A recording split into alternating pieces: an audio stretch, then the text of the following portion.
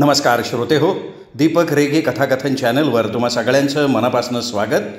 श्रोते हो, आज तुम्ही ऐकणार आहात डॉक्टर अनघा केसकर यांच्या गुंता या कथासंग्रहातली कथा. पण श्रोते हो, तत्पूर्वी तुम्ही जर आत्ता चॅनलवर पहिल्यांदा आला असाल किंवा अजूनपर्यंत तुमच्याकडून चॅनल सबस्क्राईब झालेलं नसेल तर एकच विनंती करतो, कृपया चॅनल सबस्क्राईब करा. ऐकूयात डॉक्टर अनघा केसकर लिखित गुंता. सुजितला आवडतात म्हणून भारतातून येताना आठवणीनं आणलेले गोडे वाल अलकानं मोड आणून ठेवलेले होते. टी व्ही पाहता पाहता ते सोलायचं काम हातानं चाललेलं होतं. संध्याकाळी सुजित मेघना परत यायच्या आधी स्वयंपाक तयार ठेवून तिला त्यांना चकित करायचं होतं. कशाला एवढे कष्ट घेतेस गाई, असं सुजितचं प्रेमळ रागावणं ऐकायचं होतं आणि मेघनाच्या बोलक्या डोळ्यातनं सहजी प्रकट होणारी किती करता तुम्ही आई अशी कबुलीही मिळवायची होती. अविनाश तिथेच कपड्यांना इस्त्री करत होता. फोनची घंटा वाजली. ओले हात पेपर नॅपकिनला टिपत अलकानं फोन उचलला. हॅलो, अलकाताई आहेत का? मीच बोलते आहे. आपण मी वीणा कुलकर्णी मुंबईहून बोलते आहे. कपाळावर आठी घालत आणि आवंढा गिळत अलका म्हणाली, हो का, काय काम काढलं आता? अहो, एक विनंती करायला फोन केला. खरं म्हणजे हा असा फोन करायचा मला काही हक्क नाही आहे हे मला कळतं आहे, पण तरीही हे धारिष्ट्य केलं मी. एक मिनिट. रिसिव्हरवर हात ठेवत ती अविनाशकडे बघून म्हणाली, आपल्या माजी विहीणबाईंचा फोन आहे मुंबईहून. अविनाशच्या भिवया आपसूक उंचावल्या. अलका पुन्हा फोनवर बोलायला लागली. काय काम आहे बोला, मी ऐकते आहे. अहो, इकडे थोडीशी पंचायत झाली आहे. यांना गेल्या आठवड्यात हॉस्पिटलमध्ये ॲडमिट केलं आहे. त्यामुळे कुणाला? नानांना? काय झालं आहे? सिरियस तर नाही ना? अहो, हार्ट प्रॉब्लेम आला आहे. बहुधा बायपास सर्जरी करावी लागेल असा डॉक्टरांचा कयास आहे. तुम्हाला ठाऊकच आहे यांना डायबिटीस आहे, त्यामुळे शुगर लेवल कंट्रोलमध्ये आल्यानंतर ऑपरेशनचं ठरवता येईल. अरे बापरे, पण तुम्हाला सुजितकडनं कळलं आहे का हो? रेखाचे दिवस भरत आलेत, ती तिथेच असते. खरं म्हणजे मी गेल्या शनिवारी इथून निघणार होते यायला. तिकीट पोस्टपोन करून घेतलं, पण आता सगळं अवघड झालं आहे हो. आणि तिच्या सासूबाईसुद्धा अडकल्या आहेत घरात. हो, मग आता? तुम्हाला आम्ही चांगलं ओळखतो. तुम्ही गैरसमज करून घेणार नाही, रागवणार नाही अशी खात्री वाटली म्हणून मी फोन केला.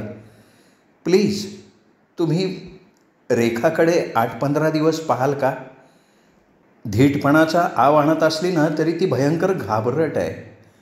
शिवाय आता वयही लहान नाही आहे ना तिचं. त्यात नानांना बरं नाही म्हटल्यावर तर फारच खचल्यासारखी झाली हो. हे बघा, तुमची अडचण कळली मला, पण असं ऑफहँड मला काही नाही सांगता येणार. घरी सर्वांना काय वाटतं ते विचारायला हवं.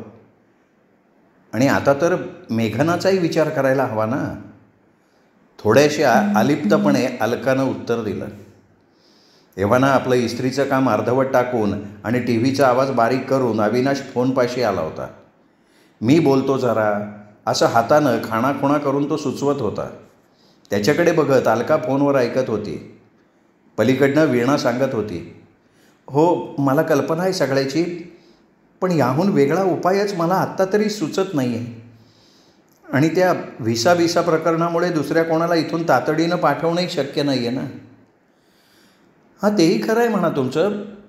यांना तुमच्याशी बोलायचं आहे जरा, असं म्हणत अलकानं रिसिव्हर अविनाशच्या हातात दिला आणि धप्पकन ती सोफ्यावर बसली. नानांना बरं नाही आहे? काय होतं आहे काय त्यांना? आपल्या नेहमीच्या स्वभावाला न साजेलच्या घायकुतेपणानं अविनाशनं प्रश्न विचारले. पलीकडच्या बाजूने मग वीणाने पुन्हा एकदा सगळ्या गोष्टी अविनाशला ऐकवल्या. त्रास द्यायचा नैतिक अधिकार नसूनही मुलीच्या काळजीपोटी आपण ही विनंती करत असल्याचं सांगितलं. तिच्या आवाजात दिलगिरी होती. कोणतंही आश्वासन न देता जुजबी बोलून मग अविनाशनं फोन खाली ठेवला. मी म्हणते हिला लाज कशी वाटली नाही अशा सूचना आगाऊपणे करताना. समजते कोणी स्वतःला आणि तिच्या लाडक्या लेकीला. लाह्या फुटाव्या तशी अलका तापून बोलत होती. डोळ्यात मात्र पाणी तरळायला लागलं होतं. अविनाश तिच्याजवळ येऊन बसला आणि तिच्या हातावर त्यानं थोपटल्यासारखं केलं. हे बघ, आपण त्यांना सांगून टाकू की हे झेंगट आपल्याला झेपणार नाही आणि आपल्याला त्याबद्दल कोणी दोषही देणार नाही, पण तू मनस्ताप करून घेऊ नकोस. मनस्ताप काय, आता 5वीला पुजला आहे माझ्या. जे कधी स्वप्नातही आलं नव्हतं ते ह्या लोकांच्या पायी वाट्याला आलं आहे. आत्ता कुठे त्या धक्क्यातनं सावरून आपण निश्चिंत होतो आहे तर. आणि मला सांगा हो, त्या मेघनानं हे सगळं का ऐकून घ्यावं? काय वाटेल मेघनाला? हे बघ, आपण आज रात्री त्यांना कळवून टाकू, पण आधी सुजितच्या कानावर हे घालायला हवं. कशाला? त्याची काय परवानगी विचारायची आहे त्यात? त्या बाईनं सुजितवर ही वेळ आणली तरी म्हणे वी आर स्टील फ्रेंड्स. मला ना या मुलांचं काही समजतच नाही. अगं मग तू वीणाताईंना स्पष्ट नाही म्हणून का नाही सांगितलंस? मला वाटलं की तुला खरंच विचार करायला सवड हवी आहे म्हणून मी हो नाही काही बोललोच नाही. नाही कसं म्हणणार? मला सांगा, वीणा नानांशी आपलं एका शब्दानं तरी वाकडं आलं आहे का? रेखाच्या हटवादीपणामुळे घटस्फोटापर्यंत वेळ आली, पण तिनेही आपल्यासाठी काय काय केलं आहे ते विसरता येईल का?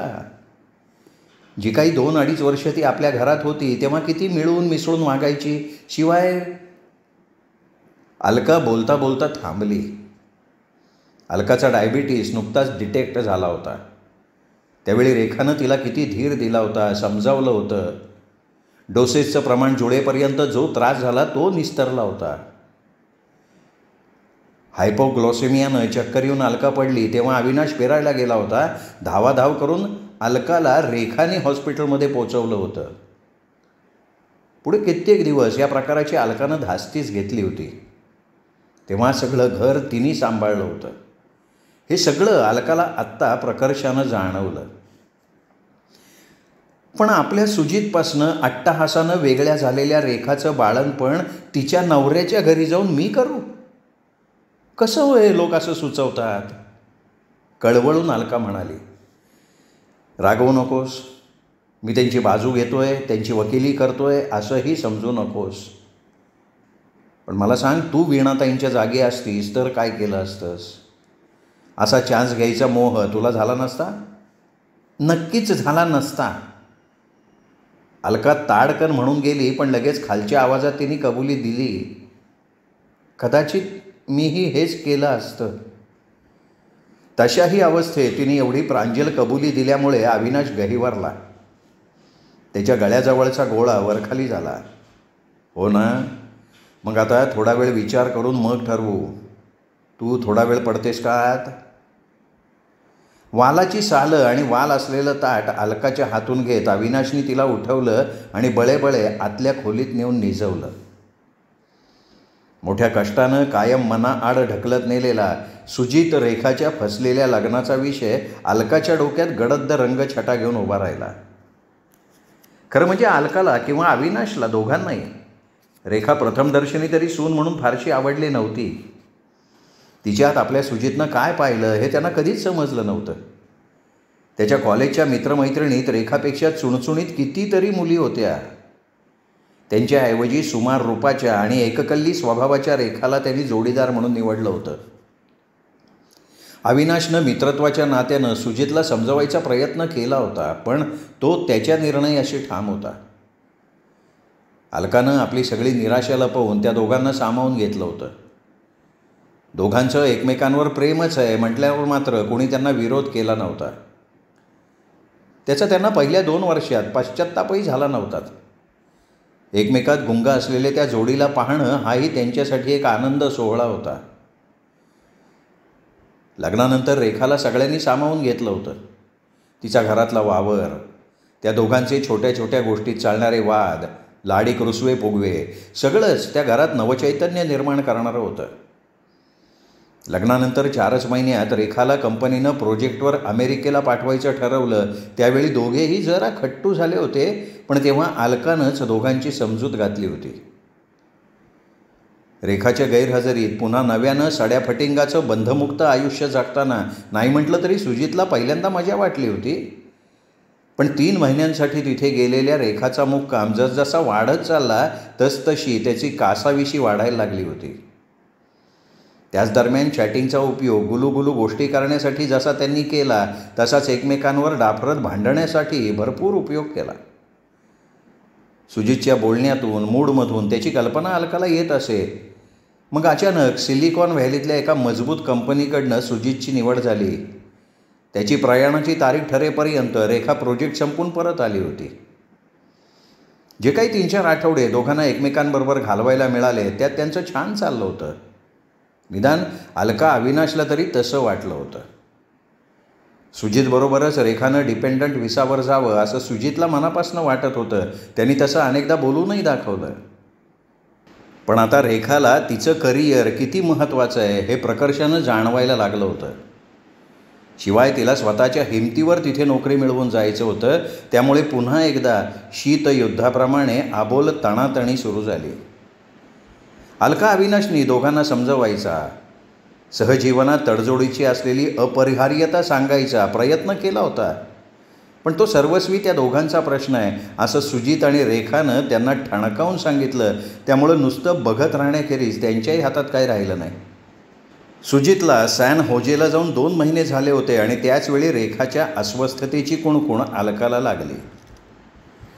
सर्व काळजी घेऊनही दैवी इच्छेनुसार जर नवा जीव जगात येऊ बघत असेल तर त्याचं आनंदानं स्वागत करावं हे आपल्या आईवडिलांचं आणि सासूसासऱ्यांचं म्हणणंही रेखानं धुडकावून लावलं होतं. सुजितने 7 समुद्रापलीकडून तिला पाठिंबा दिल्यानं हे दोघं वैतागले होते. त्यांचे कुठलेच प्रश्न कौटुंबिक नाहीत तर ते दोघांचे खाजगी प्रश्न आहेत हे अलका अविनाशच्या पठडीत बसणारं नव्हतं. त्यानंतर 6 महिन्यातच रेखानं घटस्फोटाचा पर्याय सुजित पुढे ठेवला होता. आमचं दोघांचं जुळणं अवघड आहे, आमच्या आचारविचारात कमालीचा फरक आहे अशी कारणं देत आणि कोणाच्याही मध्यस्थीचा सल्लामसलतीचा प्रयत्न शांतपणे हाणून पाडत रेखा कंपनीनं दिलेल्या फ्लॅटवर राहायला गेली होती. मूल होऊ न देण्याच्या रेखाच्या आग्रहाला सुजितनं का संमती दिली असावी हे अलकाला आता कळलं होतं. पण तरीही समजा त्यावेळी मूल झालं असतं तर हे असं घटस्फोटापर्यंत जाणं त्यांनाच रुचलं नसतं असं आज कधीकधी अलकाच्या मनात येतं. 2 हुशार आपापल्या परीनं चांगली उमदी असलेली माणसं एकत्र आली की काय होतं यांना? का नाही ती एकमेकांशी जुळवून घेऊ शकत? तसा विचार केला तर दोघेही उथळ नाहीत. त्यांची काही तत्त्वं आहेत. जगातल्या चांगुलपणावर त्यांचा विश्वास आहे, देवावर श्रद्धा आहे आणि मूल्यांचा ते आदर करतात. मग नेमकं काय बिघडत गेलं? नेहमीप्रमाणे या प्रश्नापाशी येऊन अलकाचे विचार थांबले. ह्या विचारांना आता काहीच अर्थ नव्हता, किंबहुना कधीच काही अर्थ नव्हता. पण तरीही हे नवे प्रवाह फक्त काठावर बसून निहाळणं अलका अविनाशनं शक्य होत नव्हतं. सुजित रेखानं तो त्यांचा वैयक्तिक प्रश्न असल्याचं 100दा सांगूनही त्याचा मनस्ताप दोघांच्याही पालकांना भरपूर झाला होता. रेखा सुजित पुन्हा नव्या जोडीदारासह रमले तरी अजूनसुद्धा होत होता. रात्रीची जेवणं झाल्यानंतर अविनाशनं सुजित मेघनाशी बोलायचं ठरवलं. एकदा वाटत होतं की सुजितला बाजूला नेऊन त्याच्याशी एकट्याशी बोलावं. ते थोडं कमी अवघड झालं असतं. पण मग वाटलं मेघनाचा कल आत्ताच बघणं जास्त योग्य आहे. सुजित, तुला काही सांगायचं आहे? आम्ही दोघेही जरा डिस्टर्ब आहोत. काय झालं काय? सुजितचा काळजी भरला प्रश्न. अरे, आज वीणाताईंचा मुंबईहून फोन आला होता. नानांची बायपास सर्जरी करावी लागणार आहे असं त्या म्हणत होत्या.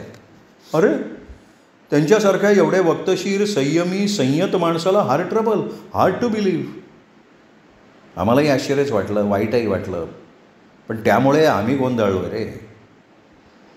आता मेघना हे हातातलं काम थांबवून अविनाशकडे बघायला लागली. तुला माहिती आहे, रेखाच्या बाळंतपणासाठी वीणाताई इथे यायच्या होत्या हे? अविनाशने त्याला विचारलं. नाही, माहीत नव्हतं, पण कल्पना होती. म्हणजे रेखा प्रेग्नंट आहे हे कळलं होतं. गेल्या बुधवारी आम्ही चॅट केलं होतं. शी इज कीपिंग फाईन. पण का विचारलं? नाही, वीणाताईंची थोडी चमत्कारिक परिस्थिती झाली आहे. रेखापाशी कोणीतरी असावं असं त्यांना वाटतं आहे आणि त्यात चूक काही नाही आहे, नाही का? नॉर्मली अशा वेळी कोणीतरी आई सासू जवळ असते. पण हे सगळं तुम्हाला फोन करून सांगायचं कारण काय? अरे, तिच्या सासूबाईंना काही कारणानं येताच येत नाही आहे आणि व्हिसा प्रॉब्लेममुळे चटकन कोणाला पाठवणं शक्य नाही आहे. शिवाय एकदम इतक्या लांब 11th आवरला कोण येणार ना? अविनाश हळूहळू त्याची बाजू मांडत होता. आणि वीणाताई म्हणाल्या की मी जर थोडे दिवस तिच्यापाशी जाऊन राहिले तर तिला खूप आधार वाटेल म्हणे. तब्येतीची गोष्ट आली की ती किती घाबरट आहे तुला माहितीच आहे ना. शिवाय नानांचं ऐकल्यापासून तिचा धीर सुटला आहे. अशा वेळी अलकानं शेवटी मूळ मुद्दा सांगून टाकला. 2 मिनटं मेघना सुजी दोघेही गप्प झाले. खरं म्हणजे आता तुमच्याशी तिचा काय संबंध आहे? तुमच्याकडे काहीही मागण्याचा त्या कोणालाही काहीही हक्क नाही. तुम्हाला राग आला असेल आणि केवळ मला काय वाटेल म्हणून तुम्ही गप्प असाल तर आपण या विषयावर पुढे बोलायला नको. तुमच्यावर कुठलीही सक्ती नाही आहे. तुला काय वाटतंय मेघना? एक एक शब्द तोलून मापून बोलत सुजितनं विचारलं. आईंना त्रास होईल असं काहीही करण्याची आवश्यकता नाही आहे. तसा तिचा आणि आपला कोणाचाच आता काडीचाही संबंध नाहीच आहे. ती आपली कोणी लागते म्हणून आपण काही करायचा प्रश्न येत नाही आहे. आईला काय वाटतंय हे आपण तिला नंतर विचारू, पण तुला काय वाटतंय ते सांग. म्हणजे समजा आईनी रेखाच्या मदतीला जायचं असं ठरवलं तर तुला हर्ट झाल्यासारखं वाटणार आहे का? सुजितनी रेखाला स्पष्ट विचारलं. नाही, एक्झॅक्टली तसं नाही. तो आईच्यातला आणि तिच्यातला प्रश्न आहे. त्यात तिच्या मदतीला गेल्यानं मला काही तोशिष पडणार नाही आहे, अपमानास्पदही वाटणार नाही आहे आणि अजूनही त्यांना तिचाच पुळका येतो आहे असं सुद्धा मला वाटणार नाही. मात्र मी तिच्या जागी असते तर मी या अशा व्यवस्थेला मान्यता अजिबात दिली नसती.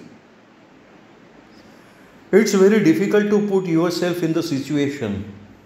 कदाचित अगं त्या वेळी काय वाटतं ते आपल्याला तर्कानं नाही जाणता येत.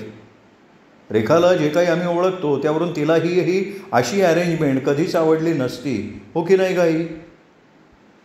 रेखाची बाजू आपण हिरिरीनं मांडतोय असं वाटू न देता सुजितनं आईचं मन विचारलं. खूप स्वाभिमानी आहे ती, अगदी नको इतकी. एरवी माझं तिचं व्यक्तिशः कधी कुठेही खटकलं नाही, पण शेवटी मात्र माझं तिला सारखं सारखं समजावणं आवडत नव्हतं. त्यामुळे एकमेकींना लागेलचं खूप बोललो आहे आम्ही. आता या अशा परिस्थितीत माझी मदत घेणं तिच्या इगोला नाही मानवणार. अलकाही म्हणाली.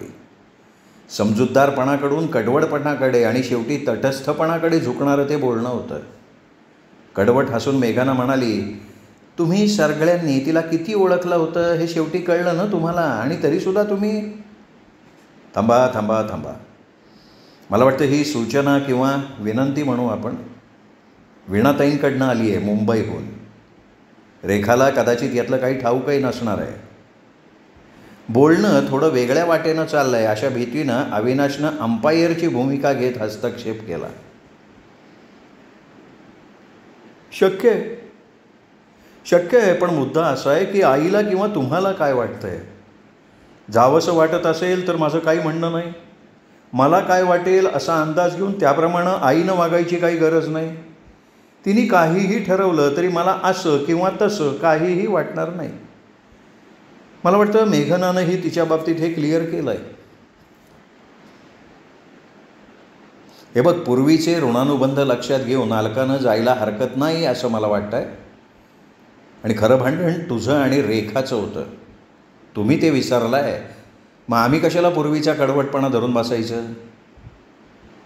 आपले अण्णाच असं मत मांडतायत यावर सुजितचा क्षणभर विश्वास बसेना, पण त्याला भूमिका पटली होती, त्यांची आवडली होती. मग त्याने आईला विचारलं, आई तुलाही असंच वाटतंय? अरे, परक्या देशात आपण एकमेकांच्या उपयोगी पडायला हवं. जसं आपण आपल्या स्नेह्यांबाबत वागलो असतो तसंच इथे वागायला हवं असं मला वाटतंय. मला अजिबात त्रास होणार नाही असं नाही, पण त्यासाठी माझी मानसिक तयारी आहे. अलकानं अंतिम मत देऊन टाकलं. ठीक आहे, मी रेखाला फोन करतो, तिला काय म्हणायचं आहे ते बघू, मग मुंबईला त्याप्रमाणे कळवू. लगेच सुजितनं रेखाला फोन लावला. नानांच्या नियोजित ऑपरेशनबद्दल बोलत असताना तिकडून रेखाचा रडवेला आवाज यायला लागला. एखाद्या जवळच्या मित्राप्रमाणे सुजित इकडून तिची समजूत घालत होता. अगं, आज तुझ्या माचा फोन आला होता मुंबईहून, तुला काही कल्पना आहे का त्याविषयी? अरे, मी फोन करू नको असं तिला म्हटलं होतं, पण तिने ऐकलेलं दिसत नाही आहे. मला सांग, तुला काय वाटतंय? आईने तुझ्या सोबतीला तिथे यावं का येऊ नये? त्यांनी माझ्याकडे येऊ नये असं मला कधीच वाटणार नाही, पण अशा कारणासाठी हा त्यांच्या चांगुलपणाचा गैरफायदा घेणं आहे असं मला वाटतं, आणि म्हणून मानं अशी गळ घालू नये असं मी तिला म्हटलं होतं. पण यावेळी तुझ्या मानं तुझा निर्णय मानलेला दिसत नाही आहे. सुजितच्या या बोलण्यातनं त्याचा आकस पटकन डोकावला. ह्यावेळी या शब्दांनी निर्देशित केल्या गेलेल्या त्यावेळच्या निर्णयाची त्याला आणि अलका अविनाश यांना जाणीव झाली.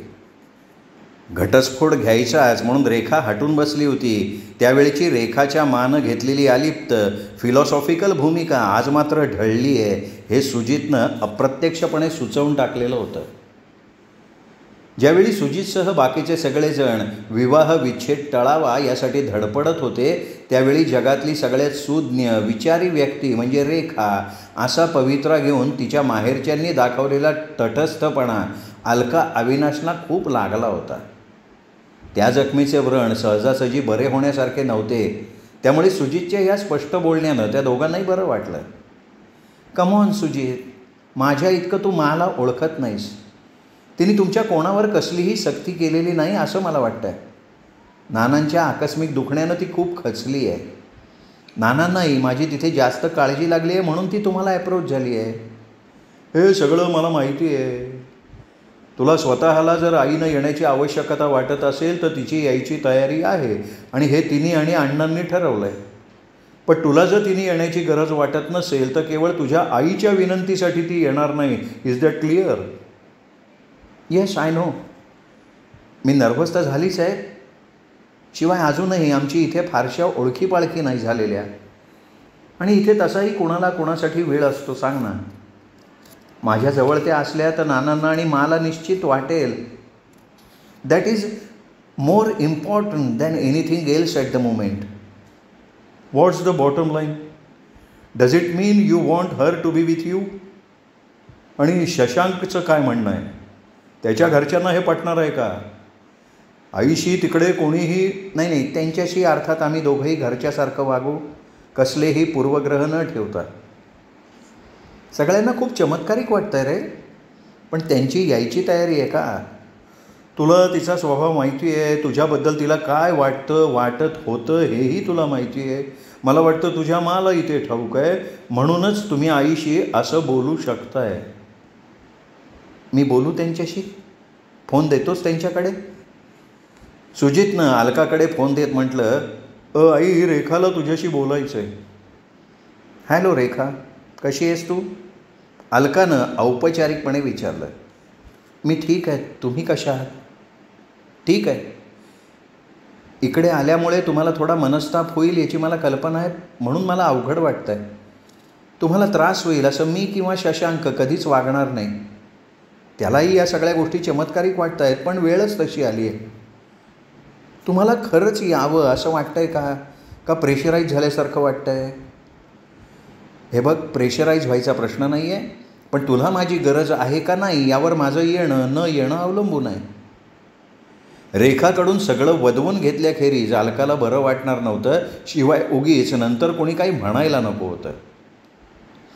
मला तुमच्या येण्याची गरज आहे. खूप रिलीव्ड वाटेल. याल तुम्ही? अगं हो, जरूर येईन. 1, 2, 3 आठवड्याचा तर प्रश्न आहे. तिराहित्याला अशा वेळी आपण परक्या देशात मदत करतो. तू तर मग मी शनिवारी शशांकला तुम्हाला घ्यायला पाठवू आणि तुम्ही दोघे इथे आलात तरी आम्हाला आवडेल. नाहीतरी मग सुजित मेघना बाहेर पडल्यावर अण्णा एकटे पडतील ना घरी. बघते ते काय म्हणताय. केव्हा कसं यायचं हे सुजितबरोबर तुम्ही ठरवा.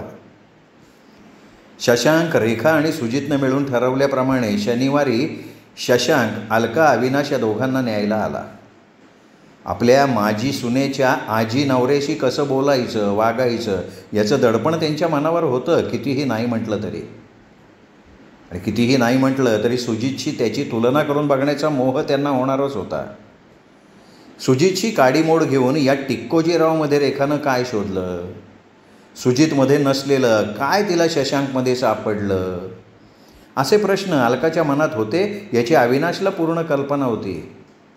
म्हणूनच रेखानं मनापासून सुचवलं म्हणून अलकाला एकटं जाऊ देण्याऐवजी त्यांनीही बरोबर जायचं ठरवलं. प्रेम, राग, जिव्हाळा, अलिप्तपणा, योग्यतेचा विचार, चांगल्या वाईटाची निवड अशा परस्पर विरोधी भावनांमुळे अलका बेजार होणार होती. अशावेळी तिला त्याच्या सोबतीची नक्कीच खूप गरज होती. शशांकला भेटल्यावर मात्र त्याच्याविषयी अकारण मनात ठुसठुसणारा आकस अलकाच्या मनातनं कमी झाला. त्या दोघांपेक्षाही शशांक जास्त बावचळलेला होता.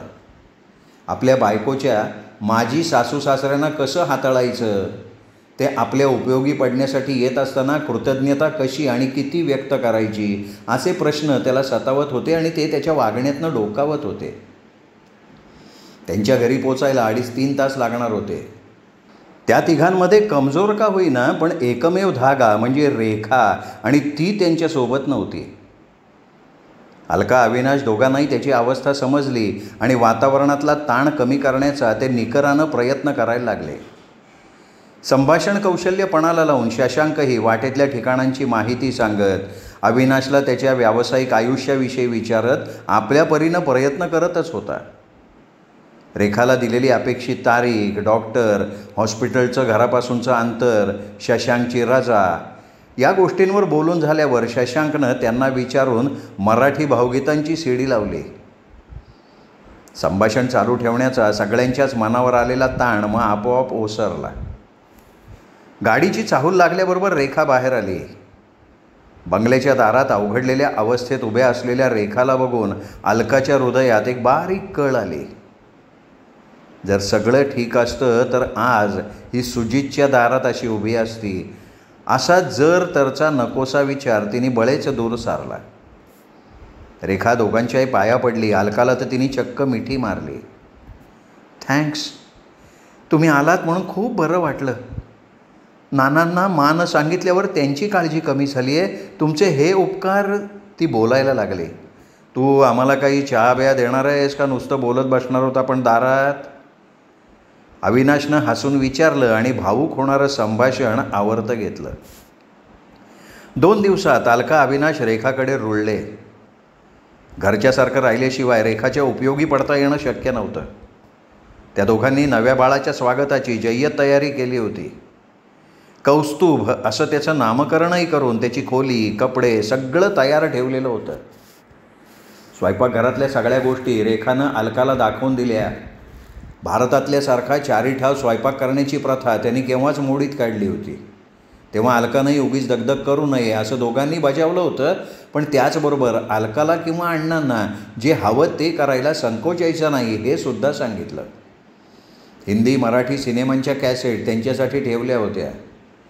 त्यांना आवडतं म्हणून चीज, आईस्क्रीम, चॉकलेट, ज्यूस याची जंगी बेगमी केली होती, जेणेकरून त्यांना इथे उपऱ्यासारखं वाटू नये अशी ते सर्वतोपरी काळजी घेत होते. सुजित, मेघना अधूनमधून रात्री फोन करून त्यांची चौकशी करत होते. वीणाला फोन करून रेखा सगळं कळवत होती. मधले काही दिवस पुसल्यासारखे झाले होते. जणू त्या 2 कुटुंबात कुठला बेबनाव झालाच नव्हता. जणू ते कोणी एकेकाळी एकमेकांशी विवाहामुळे जोडले गेलेच नव्हते. वेणा यायला लागल्यावर जोडीदारानं बरोबर असावं ही तिथली प्रथा अलकाला माहिती होती. तरी रेखाला धीर द्यायला पोक्त अनुभवी आधार म्हणून अलकानं जायचं ठरवलं होतं. म्हणजे रेखानंच तसं बिचकत सुचवलं होतं. फारसा त्रास न होता नवा जीव जगात आला. लगेच ही बातमी दोन्हीकडच्या आजोबा आजींना कळवली गेली. फोटो काढून त्याची कार्ड बनवून आप्तेष्टांना, मित्रमंडळींना इंटरनेटवरनं पाठवली गेली. शशांक उत्साहात सगळं करत होता. बाळालाही छान उचलत होता. आता आपला त्रास संपला असा गोड गैरसमज असलेल्या रेखाला पदोपदी 1000 अडचणी यायला लागल्या. अगदी बाळाला पाजायचं कसं इथपासून ते त्याला गुंडाळायचं कसं, शांत करायचं कसं इथपर्यंत सगळ्याच गोष्टी तिला नवीन होत्या. वेणा संपल्या तरी शरीरातले वेगवेगळे अवयव थकव्यानं आणि वेदनांनी स्वतःचं अस्तित्व जाणवून देत राहतात. हे कुठल्याही पुस्तकात तिने वाचलं नव्हतं, त्यामुळे ती गोंधळून गेली. घाबरत घाबरत अलकाला तिने शंका विचारली. सर्वांनाच असं होतं आणि त्यात काळजी करण्यासारखं काही नाही म्हटल्यावर तिचा जीव भांड्यात पडला. त्या रात्री रेखाच्या सोबतीला अलका थांबली होती. बाळाला शेजारी ठेवून शांतपणे डोळे मिटून पडलेल्या रेखाला बघून अलकाला वाटलं ती झोपली आहे, पण बघितलं तर तिच्या मिटल्या डोळ्याच्या कोपऱ्यातनं पाणी ओघळत होतं. काय झालं? पोटात फार दुखतंय का? कसली भीती वाटते का? तिच्या शेजारी बसत डोक्यावरनं हात फिरवत अलकानं विचारलं. रेखानं नकारार्थी मान हलवली आणि डोळे उघडून अलकाकडे बघितलं. अगं मग काय झालं? आईची आठवण येते का? हो, बघा ना, दोन्हीकडचे आजोबा आजी असून कौस्तुभला बघायला एकही जण इथे नाही. तुम्हा दोघांना मात्र उगाचच त्रास. शेवटचं वाक्य बोलताना तिचे डोळे घळघळायला लागले. त्या डोळ्यात अपराधी भावना होती. जणू ती मूकपणे म्हणत होती की मी हे सगळं सुख तुम्हाला नाकारलं. हेच सगळं तुम्ही तुमच्या नातवंडांसाठी करत असाल तर मला अपराधी वाटलं नसतं ना. रेखाच्या काही तासांपूर्वीच्या वेदना, तिचं भिजल्या प्राखराप्रमाणे भासणारं बावरलेलं पण जवळून पाहिलं नसतं तर कदाचित अलकानं रेखाला यावर काही सुनावलं असतं. पण तिच्या डोळ्यातल्या त्या मूक आक्रंदनाकडे सहानुभूतीपूर्वक दुर्लक्ष करत अलका म्हणाली, अगं तू ही पूर्वी आमच्यासाठी काही थोडं नाही केलंस. माझ्या आजारपणातलं आठवत आहे ना? आणि हे असं बोलायचं नाही असलं आपलं आधीच ठरलं आहे, हो की नाही? त्रास करून घेतलास ना तर दुधावर परिणाम होतो. बाळंतिणीने असं रडू नये, रात्री अपरात्री तर अजिबात रडू नये. अशा बिनतोड युक्तिवादानं अलकानं तिला गप्प केलं तरी नंतर कितीतरी वेळ अलकाला पूर्वीचे दिवस आठवत होते. डायबिटीस आहे हे कळल्यावरती किती नर्वस झाली होती. त्या काळात अविनाश इतकं रेखानं तिला सांभाळून घेतलं होतं. औषधाचा डोस ठरेपर्यंत जे गोंधळ चालले होते त्यात आलेल्या अंधारीच्या वेळी धावपळ करून रेखाने तिला हॉस्पिटलमध्ये हलवलं होतं ते पुन्हा एकदा आठवलं. हायपोग्लायसेमियाविषयीची माहिती इंटरनेटवरनं काढून तिला वाचायला दिली होती. अलकाच्या बिनबुडाच्या अनेक शंका कुशंकांना न रागवता उत्तरं दिली होती. अलकाच्या पर्समध्ये कायम गोळ्या चॉकलेटं असावी असा दंडक सुरू केला होता. एकूणच काय तर फार समजुतीनं त्या धक्क्यातनं अलकाला बाहेर काढलं होतं आणि ते सगळं तिला आत्ता आठवत राहिलं होतं. तिसऱ्या दिवशी रेखा कौस्तुभ घरी आले. त्या दिवशीची गोष्ट. शशांकचे 2-4 ऑफिसमधले दोस्त आणि त्यांच्या बायका स्वागतासाठी आल्या होत्या. स्वागताच्या तयारीत शशांकला अविनाशनं खूप मदत केली होती. अलकानं दारात फुलांची रांगोळी घालून औक्षणासाठी तबक तयार ठेवलं होतं. ड्रॉइंग रूममध्ये रंगीत कागद, माळा, फुगे लावून घर सजवलं होतं. शशांकनं भारतीय दुकानातून मिठाई आणून ठेवली होती. व्हेजिटेबल बिर्याणी, भाज्या, रोट्या मागवल्या होत्या. बाळंतिणीला हे असलं ओशट आणि मसालेदार पदार्थ कसे खायला घालायचे?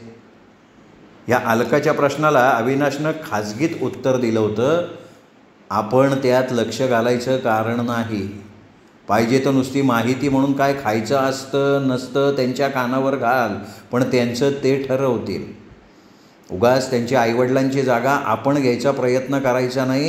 ही एक स्टॉप गॅप अरेंजमेंट आहे. येतं आहे का लक्षात? अलकाचा चेहरा थोडा गोरामोरा झाला हे बघून त्यांनी सावरून घेतलं. अगं हल्ली आईवडीलसुद्धा जास्त काही सांगायला जात नाहीत. मेघना सुजितला तरी आवडणार आहे का आपण सांगितलेलं? नाही ना. कदाचित त्याचा सराव करायची आपल्याला संधी दिली असेल परमेश्वरानं. कसं बोललीस? आपणही कुठे फार गुंतायचं नाही, पण तरीही कोरडं सुद्धा राहायचं नाही. ओल्या आईचं हळवेपण आणि नवजात बाळाचं निरागसपण कोरडं राहू देत नाही हो. सगळे राग, लोभ, हेवे दावे या सगळ्यापेक्षा अगदी वेगळं असं काहीतरी आतून फुलून येतं, नाही का? मुख्य म्हणजे आज त्यांना आपल्या मानसिक आणि व्यावहारिक आधाराची गरज आहे हे इतकं प्रकर्षानं जाणवतं. 2 दिवसात इतका का लळा लावता तो ही पोरं?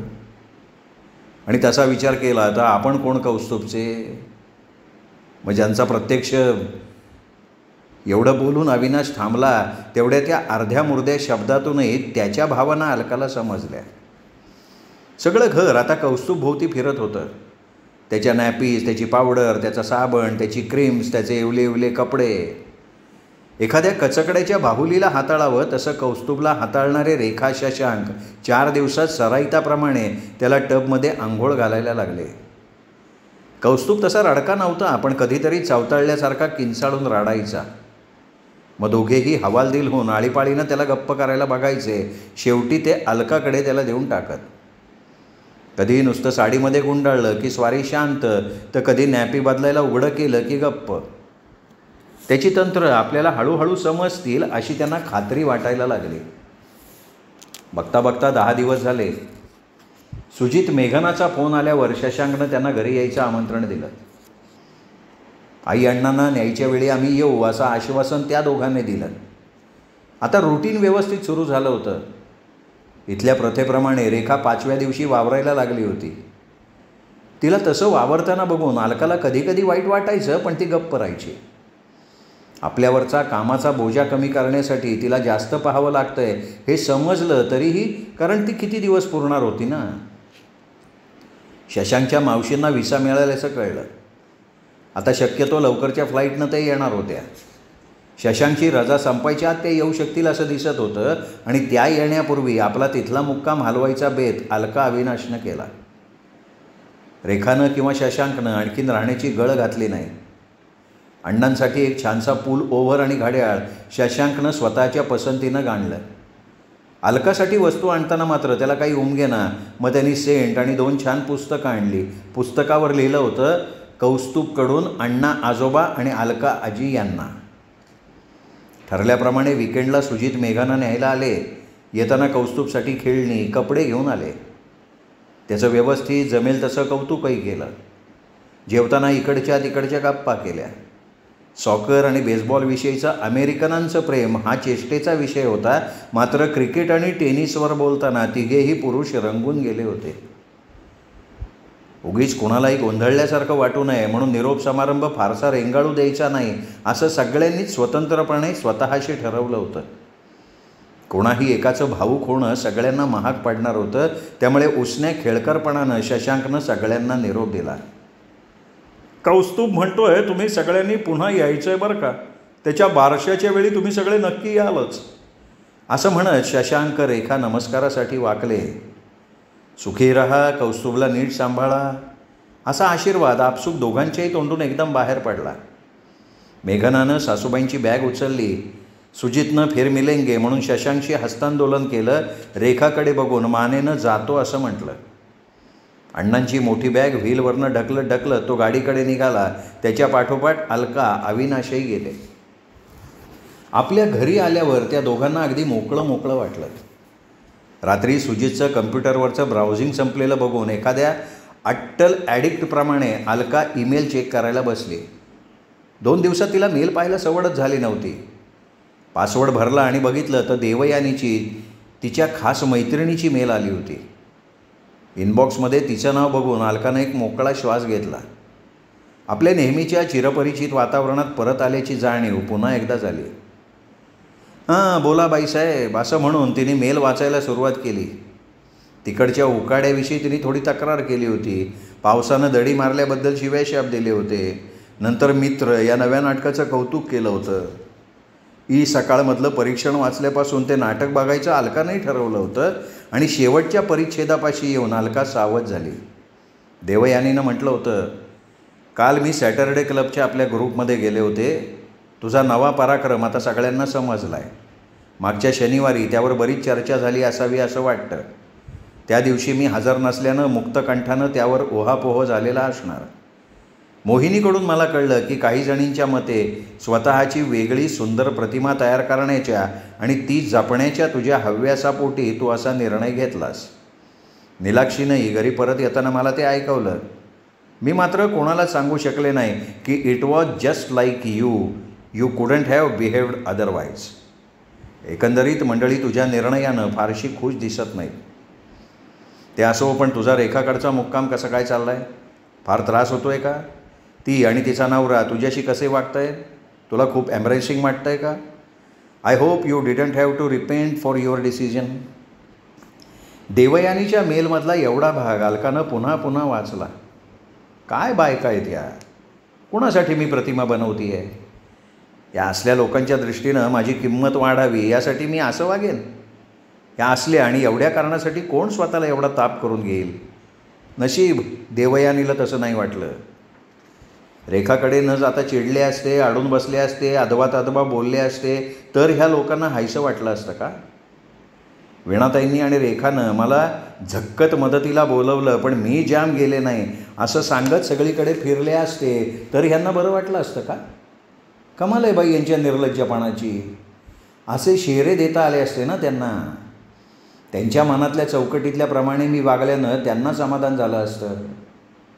या आणि असल्या विचारात अलका घडलेली असताना सुजित आला. आई अगं कोणाची मेलं आहे, काही विशेष आहे का? अरे देवयानीची आहे, विशेष असं काही नाही. पण विशेष नाही आहे मग तुझा चेहरा का पडला आहे? अरे आमच्या ग्रुपमधल्या बायकांचं डोकं कसं चालेल सांगता नाही येणार. मी रेखाकडे गेले ना तेही तिच्या अडचणीच्या वेळी यावर मुक्ताफळं उधळणं चालू आहे सगळ्यांचं. अरे it's none of their business. तू त्यांना स्पष्ट का नाही सांगत तसं? मी इथे आहे ना. आणि हे त्यांना कधी आणि कसं सांगणार मी? शिवाय तिकडे anybody's business is everybody's business हे विसरलास का तू? आपल्याकडे न जायला लोकांना उद्योगच नाही. मला इथल्या लोकांचं हे आवडतं, nobody bothers about your personal matters. बरं काय म्हणतायत काय तुझ्या मैत्रिणी? मैत्रिणी कसल्या रे? आमच्या सॅटर्डे क्लबच्या बायका त्या. म्हणे मला स्वतःची वेगळी इमेज जपायची हौस आहे म्हणून मी रेखाकडे गेले. कसली रे डोंबलाची इमेज? आणि कोणासाठी बनवायची ती? यांच्यासाठी? या बाबतीत त्यांचं रीडिंग बरोबर आहे. सर्व लोकांनी तुला चांगलंच म्हटलं पाहिजे असा अट्टहास का? इतर 4 चौघांसारखं तुला का वागायला आवडत नाही? तुझं वागणं इतरांपेक्षा वेगळं असलंच पाहिजे. Why can't you be like many others? सुजितच्या बोलण्यातनं व्यक्त होणारं त्याचं मन बघून अलका खलास झाली. याच अर्थाचे पण वेगळे भाव व्यक्त करणारे देवयानीचे शब्द तिला आठवले. वेगळाच गंध आणि रंग घेऊन ते आले होते. ते म्हणताना देवयानीच्या चेहऱ्यावर भाव कसे असतील, आवाजातले चढ उतार कसे असतील हेही तिला जाणवलं. देवयानी मला समजून घेऊ शकते तसा माझा हा पोटचा मुलगा का नाही समजू शकत मला? या विचारापाशी गाडी पोचली तेव्हा सुजितनी तिला भानावर आणलं. हॅलो हॅलो, तुझं लक्ष आहे का माझ्या बोलण्याकडे? लक्ष देण्यासारखं काही बोलतोयस का तू? अलकाच्या मनात आलं पण ती म्हटली मात्र नाही. देवयानीच्या मेलमधलं आठवलं रे काहीतरी एकदम मला. हां आता बोल ना तू, मी ऐकते आहे. रेखानं आणि तिच्या मानं तुला पुरतं ओळखलं आहे म्हणून त्यांनी ही गेम टाकली. सेल्फ रायचसनेस हा तुझा सोस आहे हे त्यांनी ओळखलं म्हणून त्यांना हे धाडस करावं असं वाटलं. आणि त्यांचा तो विश्वास किती बरोबर होता हे तुझ्या निर्णयानं तू सिद्ध करून टाकलंस. Of course I have no complaint about it. Really? मनात नसताना अलकानं छद्मी प्रश्नानं लेकावर प्रतिहल्ला चढवला. काय म्हणायचं आहे तुला? तू काहीही केलंस तरी मला आणि मेघनाला काही फरक पडणार नाही हे मी आधी स्पष्ट केलेलं होतं नाही का? सुजितचा चढलेला आवाज आणि चिडका चेहरा बघून अलका भानावर आली. खरं म्हणजे तिच्या मनात बोलण्यासारखं खूप होतं पण ते सगळं मनात दडपून त्याची मनस्थिती बघडू द्यायची नाही म्हणून मेघनापुढे चर्चा नको त्या दिशेनं जायला नको म्हणून तिने आपला रोख बदलला. आवाज काबूत आणत ती म्हणाली, अरे मागचं सगळं विसरून खुल्या मनानं एकमेकांच्या स्वतंत्र व्यक्तिमत्वाचा आदर करायचा हे तुझ्याकडून तर आम्ही शिकलो ना. मला ते जमत नव्हतं तेव्हा केवढी लेक्चर्स ऐकली आहेत तुझ्याकडनं, तुझ्या अण्णांकडनं. आता कुठे ते मला आचरणात आणता आलं पाहिजे तर अण्णांना विचार. तेवढ्यात अविनाश आणि मेघना हे बहुतेक आवाज ऐकून खोलीत आले. दोघांचे प्रश्नांकित चेहरे बघून सुजित म्हणाला, नाही काही नाही, आम्ही आपली तात्विक चर्चा करत होतो. देवयानी मावशीनं कळवलं आहे की आई आपली स्वतःची वेगळी प्रतिमा जपण्यासाठी रेखाकडे गेली असं त्यांच्या काही मैत्रिणींना वाटतंय म्हणून आई जरा अपसेट झाली होती. हे बोलणं मेघनासमोर होऊ नये ही अलकाची इच्छा ओळखण्याचा मनकवडेपणा सुजितपाशी नसला तरी तो अविनाशकडे होता. त्यांनी सहज मेघनाकडे बघितलं. तिच्यात आणि सुजितच्यात काही अबोल संदेशांवरनं झालं हे त्याला स्पष्ट वाचता आलं. मेघना आणि सुजित दोघांनाही अलकाच्या आगाऊ मैत्रिणींनी केलेलं अलकाचं मनोविश्लेषण पुरतं पटलं होतं. तशी सविस्तर चर्चाही त्यांच्यात झालेली असावी हे मात्र उघड होतं. अलका, तू आपले सगळे कपडे आवरून ठेवलेस ना? मला माझा निळा चौकडीचा शर्ट दिसत नाही आहे, जरा बघतेस का? वादग्रस्त विषयापासून चर्चेचा ओघ आणि वाद होऊ घातलेल्या स्थळापासनं अलकाला दूर नेण्याच्या दृष्टीनं अविनाशने विचारलं. पण त्याचा उद्देश तिच्या लक्षात आला नाही. चौकडीचाच तो शर्ट आत्ता कशाला यांना हवा आहे असा विचार सणकन तिच्या मनात आला. तिच्या त्रासिक चर्येवरून तो दिसलाही. देते ना शोधून थोड्या वेळाने. तुम्हालाही वाटतं का हो आपण एवढ्यासाठी रेखाकडे गेलो होतो? अजिबात नाही. आपण का गेलो आपल्याला ठाऊक आहे. घराच्या वळचणीला पंख्यावर पक्षी घरटं बांधतात. त्यांच्या त्या तात्पुरत्या निवाऱ्यात पिल्लांना जन्म देतात. त्यांच्याविषयी आपल्याला 8 दिवसात प्रेम वाटतं. मांजरीच्या पिल्लांनी हैदोस घातला तरी त्याची आणि त्यांच्या आईची आपण आठवणीनं बडदास्त ठेवतो. ते कोणत्या नात्यानं? अविनाश त्या तिघांना उद्देशून शेवटचं वाक्य म्हणाला. अलका, अविनाशच्या दोघांच्याही मनात विचारांची विलक्षण दाटी झाली होती. भावनेच्या भरात तोंडून असं काही जायला नको की ज्यामुळे मेघनासमोर जुन्या पाण्या गोष्टी आणि त्यातून झालेल्या जखमा उघड्यावर पडतील. म्हणून मनातले अस्ताव्यस्त विचार संयमाच्या वळचणीवर घालत निवडक निरुपद्रवी गोष्टी अविनाशनं बोलून टाकल्या. अलका हे भान फार वेळ सांभाळू शकेल याची त्याला खात्री वाटत नव्हती. यावर उपाय म्हणजे आपल्या खोलीच्या एकांतात तिला लवकर न्यायचं, तोपर्यंत चुचकारून हलक्या फुलक्या विषयाकडे बोलणं न्यायचं. आमच्या घरी ना मागे एक छोटंसं लंगडणारं कुत्र्याचं पिल्लू आलं होतं. आईबाबांशी भांडून मी त्याला 2 दिवस सांभाळलंही होतं. मेघना हसत हसत सांगायला लागली. नंतर कितीतरी वेळ ती तो किस्सा अगदी तपशीलवारपणे सांगत राहिली. तिनेही हे संभाषण जाणीवपूर्वक चालू ठेवलं होतं का नकळत निरागसपणे चाललं होतं राम जाणे, पण त्यामुळे वातावरणातला ताण मात्र निवळला आणि अविनाशनी सुटकेचा निश्वास टाकला. तोपर्यंत सुदैवानं अलका शांत झाली होती. त्यामुळे अविनाशची कसली धडपड चालली आहे हे तिच्या लक्षात आलं होतं. इतक्यात फोनची घंटा वाजली. सुजितनं कॉर्डलेस उचलला आणि कॉलर ID बघत म्हणाला, आजीचा फोन आहे. आजीला फोन ठेवायला सांगून त्यांनी तत्परतेनं इकडून तिला फोन केला. थोडा वेळ आजीशी इकडच्या तिकडच्या गप्पा केल्या आणि मग अलकाला म्हणाला, घे बोल आजीशी. अलकाच्या हातात त्यानं फोन ठेवण्यापूर्वी मध्येच अविनाशनं तो घेतला आणि म्हणाला, मी आधी बोलून घेतो, चालेल ना? फोन घेऊन खोलीच्या दिशेनं त्यांनी आगेकूच केली. साहजिक पाठोपाठ अलकाही गेले. झाल्या प्रकाराबद्दल मोकळेपणानं बोलायची सुजित मेघनालाही संधी मिळावी हा आणखीन एक हेतू. सासूबाईंच्या तब्येतीची जुजबी चौकशी करून त्यांनी फोन अलकाकडे दिला. अलका, कशी आहेस तू? ठीक आहे का गं? का गं काय जरूर पडली होती गं रेखाकडे जायची? तिच्या अडचणी तिने सोडवल्या असत्या की. अगं, सुजितचा संसार मोडून ती खुशाल निघून गेली तेव्हाच ती आपल्याला परकी झाली. नुसती परकी नाही तर आपल्याला त्रास देणारी, घराण्याचा अपमान करणारी, म्हणून वैरीण. तिच्यासाठी असं धावून जाणं म्हणजे आपल्या मनस्तापाला आमंत्रण देण्यासारखं. म्हणून म्हटलं, कशी आहेस? मी ठीक आहे गं, तू नको काळजी करूस. आणि तू जे काय म्हणतीयस ना ते तुझ्या दृष्टिकोनातनं ठीक आहे, पण कुलाभिमान, तू आम्हाला मेलीस आम्ही तुला मेलो, असे पवित्रे घ्यायचा काळ आता मागे पडला आहे गं. हो, मग आता कसला काळ आला आहे? आपल्याच पूर्वीच्या सुनेच्या नव्या संसारात जाऊन तिचं बाळंतपण करायचा? मला तर ना काही वेळा तुमचं दोघांचं काही कळत नाही. अविनाशरावांना मी काय म्हणणार, जावई माणूस तो. अगं, मला तरी सुजितचं वागणं सगळं कुठे समजतंय. हे बघ, आत्ता फोनवर मी काही स्पष्टीकरणं देत नाही, पण एवढं सांगते की ती दोघं आमच्याशी नीट वागली. आमच्या तिकडच्या वास्तव्यात पश्चात्ताप वाटावा असं काहीही कधीही घडलं नाही. बाकी सगळं तिकडे आल्यावर बोलीन. अलकानं समारोप करून टाकला. पुढची बौद्धिका ऐकायच्या ती मूडमध्ये आत्ता मुळीच नव्हती. तिला आत्ता कोणाशी काहीच बोलायचं नव्हतं. सुजित एकटा असता तर ती त्याच्याशी तासनतास वाद घालत राहिली असती. तुझ्यासारखं नातं संपवलं की लगेच आम्हाला विसरता येत नाही, झालं समाधान. आणि का रे, तू नातं जोड म्हटलंस की आम्ही जोडायचं, तू नको जोडू म्हटलं की नाही जोडायचं, आणि तोड म्हटलंस की तोडायचं. हे सगळं काय आहे? आम्हाला म्हणून काही मत नाही, आम्हाला काही ठरवायचा हक्क नाही, असं काहीतरी कितीतरी ती बोलत राहिली असती.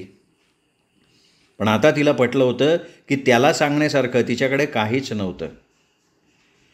एका कागदामुळे 2 घरांची नाती जुळतात हे जुने संस्कार अलकाची पिढी नव्या पिढीप्रमाणे विसरू शकत नव्हती आणि तो कागद फाडला की नाती संपतात, पाटी कोरी होते हे पचवू शकत नव्हती. असं नातं तुटलं की आपण एकदम एकमेकांचे कायमचे शत्रू होतो हे आईचं म्हणणंही ती मानू शकत नव्हती. नवा डाव सुरू झाला की सिलेक्टिव्ह मेमरीचा खेळ खेळत जुन्या डावातले रागलोप विसरायचे हे सुजितचं म्हणणं अवघड वाटलं तरी त्या दोघांनी पचवलं होतं. ते पचवणंही कोणाला का रुचत नव्हतं? जर ती सुजितला आणि सुजित तिला पूर्णपणे समजू शकत नव्हते तर मेघना आणि ग्रुपमधल्या बायका कशा काय समजू शकणार? नातं संपलं तरी माणूसपणाचं असं काही नातं उरतंच ना, असतंच ना. तेच आपण जपलं हे या कोणाला का कळत नाही आहे? ती अविनाशला म्हणाली, मला कळतंय तेवढं बास नाही का? आणि घटकाभर धरून चालू की इतरांचं मत चांगलं व्हावं म्हणून तू हा निर्णय घेतलास तरी त्यात वाईट काय आहे? किती जण या एवढ्या कारणासाठी इतकी यातायात करतात? अविनाशच्या या युक्तिवादाकडे शांतपणे बघत ती बसून राहिली. नेमका कोणासाठी मी हा निर्णय घेतला? माझ्या सोकॉल्ड प्रतिमेसाठी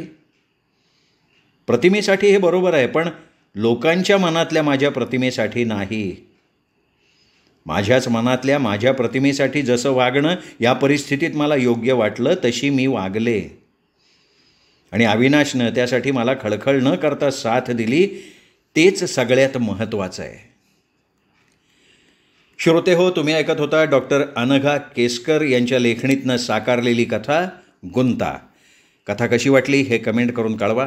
कथा तुम्हाला आवडली असेल व्हिडिओ लाईक करा.